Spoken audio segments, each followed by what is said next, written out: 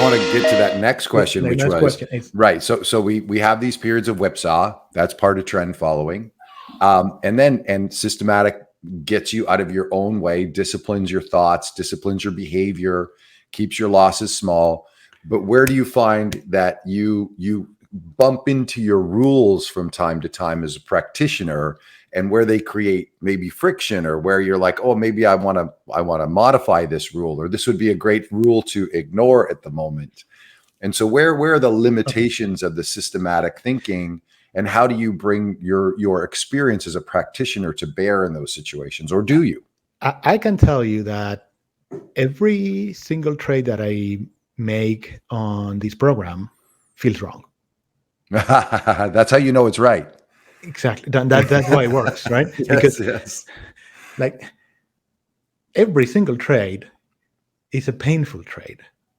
When I'm buying, when I'm selling. That is one of the reasons why it works, right? Because from a discretionary perspective, it's really, really hard.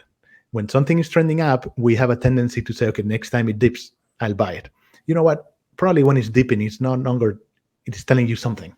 Maybe. And when you're losing and it's going down, you always want to sell on a day up, right? Or say, I want to wait for tomorrow. What happens when it goes up? Then hope comes back and say, you know what? Maybe now it's working, so I'm not going to sell it. So these are the typical cognitive biases. So I can tell you that every trade feels wrong. That is always a conflict I have. Now, I have been around for long enough to know that it's no longer a good trade is no longer a trade that makes money. A good trade for me is the one where I follow the rules.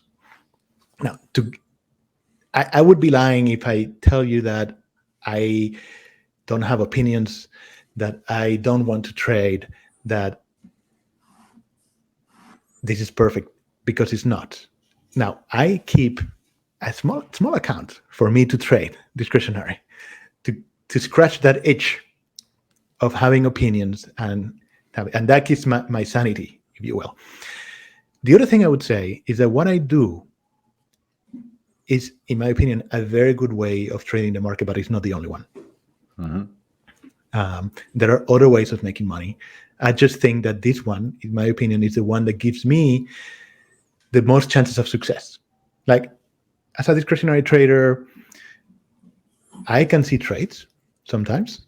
I can have opinions, and I can tell you maybe over a period of time I will be better, but I don't think I can be consistent for years and years doing that. Some people may be able to do that. I have learned that I do not. And some other people make money in a different way, right? The other way I think one should invest in equities that makes a lot of sense is value investing, actually. But that is also really, really hard. And value investing is founded on the same principles. Basically, you limit your downside. You only have small losses compared to what you can make. I mean, it's been polluted. It's been confused. Value investing has been confused with low multiple investing, right? That's different. Value investing is really, really hard because you really have to have a real good insight on business and futures and on the future and what a business can earn and management teams and things like that. That's very hard to begin with. And then the other thing that is very hard is to have capital locked in for long enough time for these things to work out, because you need a perspective of years in which you have positions that are small enough and you keep long enough that the day-to-day or month-to-month volatility of the market does not matter to you.